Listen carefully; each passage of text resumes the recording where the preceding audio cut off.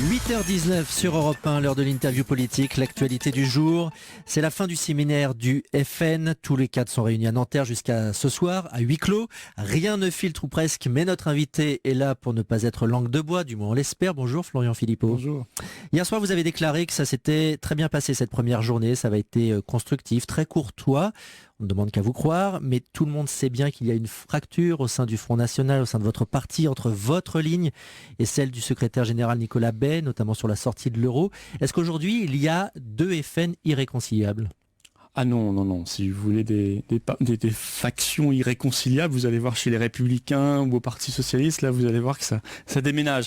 Non, chez nous il y a un débat, il peut y avoir un débat interne, des petites divergences sur certains sujets et pourquoi pas. En gros le sujet c'est est-ce qu'on ne parle que d'immigration, d'insécurité et d'islamisme qui sont des sujets fondamentaux ?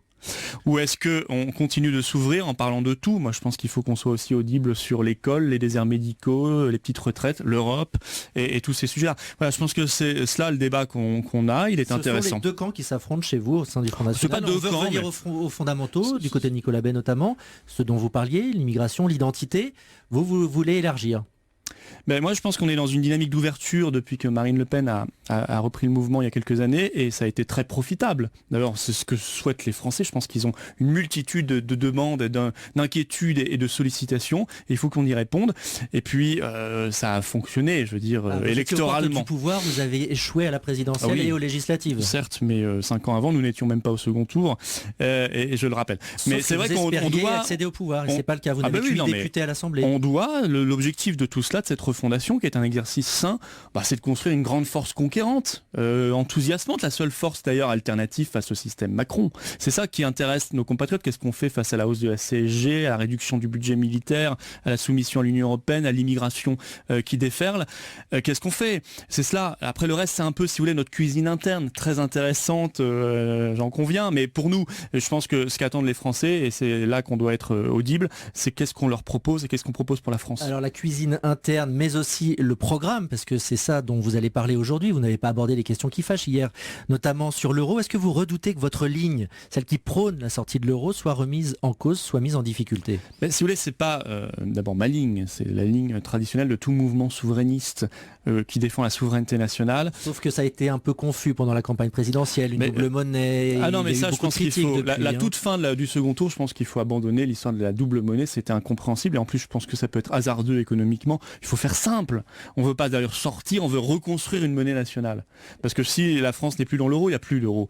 Donc il faut dire les choses telles qu'elles sont. Et reconstruire une monnaie nationale, c'est la seule garantie qu'on peut retrouver de la compétitivité, de l'emploi, de l'innovation. Parce que sinon, on sera condamné à l'austérité à vie et au chômage à vie. Et en plus, c'est la garantie d'être libre politiquement, démocratiquement, et de ne pas dépendre d'une banque centrale à Francfort. Les Français approuvent l'euro, approuvent la monnaie unique européenne, et donc il y a des divergences au sein de votre propre camp. Les Français sont très critiques sur le bilan de l'euro. Ils ont vu l'explosion des prix lorsqu'on est passé à l'euro, et ils voient aujourd'hui que ça ne fonctionne pas, qu'on est la zone qui fait le moins de croissance, et qu'on n'est pas libre démocratiquement, parce qu'une banque centrale à Francfort peut décider pour nous. Simplement, ils ont des interrogations sur la reconstruction de monnaie nationale. On y répond, c'est tout. Comme vous savez, le Front a su répondre il y a quelques années, quand les Français n'étaient pas encore convaincus majoritairement sur l'immigration. Ils le sont aujourd'hui parce qu'on a su y répondre. Et c'est ça le rôle d'un mouvement politique, c'est aussi de porter le débat, d'aller vers la suite et non pas de se conformer en permanence à ce que disent les sondages. Alors aujourd'hui, lors de ce séminaire, vous allez préparer le questionnaire qui sera soumis à vos militants, quelques 96 000 je crois d'après vos chiffres, au mois de septembre. La question que vous allez rédiger sur l'euro, ça sera quoi ? Pour ou contre la sortie de l'euro ? Et si vous n'avez pas gain de cause, vous démissionnerez comme vous l'aviez laissé entendre ? Mais on va soumettre une série de questions à nos adhérents effectivement courant septembre. Je ne sais pas combien de questions, plusieurs dizaines probablement. Et on va pré-rédiger, je ne suis pas sûr qu'on rédige tout aujourd'hui, mais pré-rédiger ensemble. Voilà, je pense que si on pose une question sur la question monétaire, sur l'euro, il faut faire simple. Est-ce que vous voulez que la France ait une monnaie nationale ou pas ? Ou est-ce qu'elle continue à être dans le système euro ? Et en fonction de la réponse, vous en tirez les conséquences. C'est pas à moi de rédiger, ça se fera collectivement et collégialement. Et vous en tirez les conséquences en fonction de la réponse si elle ne vous satisfait pas ? comme vous l'aviez dit? Non, mais je pense, vous savez, c'est sain de faire une consultation. Après, un mouvement politique définit lui-même sa propre ligne. Alors il faut tout refonder, c'est ce qu'a déclaré Marine Le Pen avant ce séminaire. On parle beaucoup notamment d'un changement de nom du Front National. Vous êtes d'accord là aussi?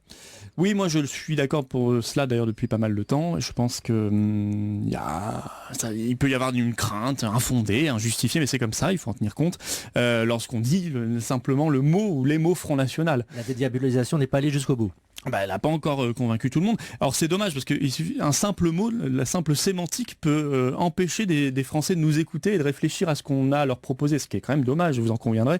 Donc voilà, à mon avis, ça doit faire partie aussi du débat. Moi je suis favorable au changement de nom, mais il y a plein de choses dans la refondation. On parlait de la question de l'ouverture, s'adresser à tous les Français. Voilà, on peut apparaître parfois mal compris ou ringard sur certains sujets sociétaux. Il faut aussi dépoussiérer probablement, faut qu'on y réfléchisse en tout cas. Et il faut s'ouvrir sur la société civile, il faut construire une grande force très très très enthousiasmante, très conquérante, patriote, et vraiment qui soit là au rendez-vous je vous le disais. Patriote, c'est le nom de votre association. Il y a le vous avez lancé au fondamentalisme mois de mai. islamiste, il y a l'insécurité, il y a l'immigration massive, il y a le chômage, il y a le pouvoir d'achat, il y a les déserts médicaux, il y a tout cela qu'il faut traiter. Il y a la question de l'innovation de l'école, et on doit être au rendez-vous de tout. Et donc les Patriotes, ça pourrait être le nom du futur Front National? Non, je crois pas. Marine Le Pen a dit que c'était un peu ringard. Je ne sais pas si elle a vraiment dit ça, parce que c'était toujours des propos rapportés. Non, moi je pense que le patriotisme, c'est très, très moderne, mais très, très, à mon avis, c'est l'alternative de demain.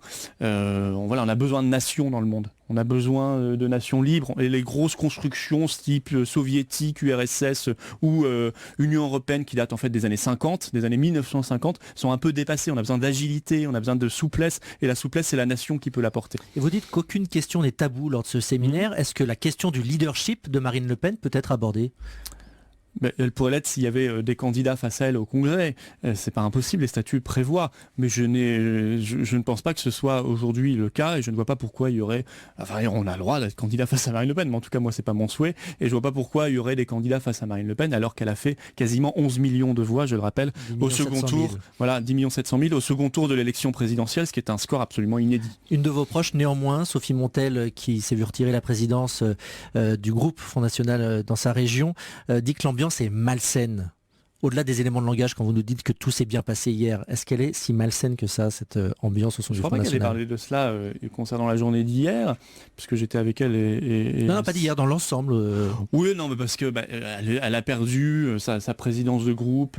Je pense qu'elle va écrire une lettre, d'après ce qu'elle a dit à Marine. Et il faut que, je pense que ça va se résoudre, parce qu'il y a eu une incompréhension, un quiproquo. Sophie, c'est une élue tout à fait exemplaire. En plus, elle vient de se faire positivement remarquer en obligeant la justice française à l'égalité républicaine, en faisant ses signalements sur d'autres eurodéputés, Mélenchon, d'autres, le MoDem. Elle est à l'origine en fait de la fin du premier gouvernement Macron, puisqu'il y a eu des démissions suite à cette affaire. Dans tous les cas, le clan Philippot n'est pas menacé. Il n'y a pas de clan. D'accord. Non, je suis pas un chef de clan. Merci, Florian Philippot, d'avoir été notre invité ce matin.